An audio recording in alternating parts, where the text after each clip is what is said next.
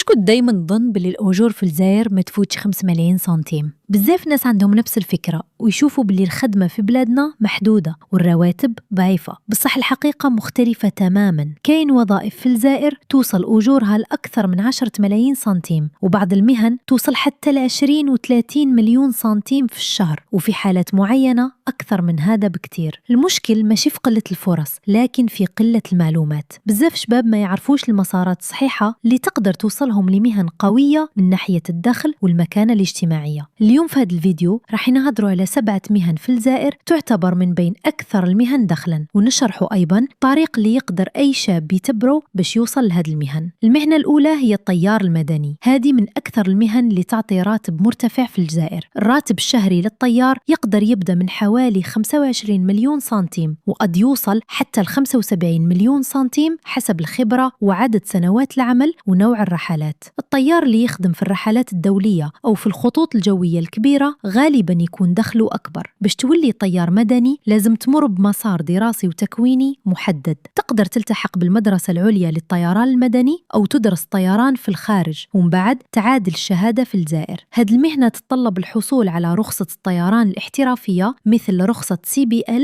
أو رخصة ETBL. بالإضافة لهذا لازم يكون عندك مستوى مليح بزاف في الرياضيات والفيزياء وكذلك اللغة الإنجليزية، لأن أغلب التواصل في عالم الطيران يكون بهذه اللغة. المهنة الثانية اللي تعتبر من بين المهن الأعلى دخلا هي الطبيب المختص، خاصة في القطاع الخاص. الأطباء المختصين يقدروا يحققوا دخل يتراوح بين 15 مليون سنتيم إلى 40 مليون سنتيم شهريا. بعض التخصصات تكون مطلوبة أكثر وبالتالي دخلها أكبر، مثل الجراحة، أمراض القلب، الأشعة وكذلك طب النساء. المسار باش تولي طبيب مختص طويل شوية لكنه مضمون النتائج. الطالب يبدأ بدراسة الطب لمدة 7 سنوات كاملة وبعدها يمر لمرحلة التخصص اللي تقدر تدوم بين 3 سنوات إلى 5 سنوات حسب التخصص المختار. الطبيب اللي يفتح عيادة خاصة به غالبا يضاعف أرباحه أكثر لأن عدد المرضى يزيد والدخل يصبح أكبر بكثير مقارنة بالعمل فقط في المستشفى.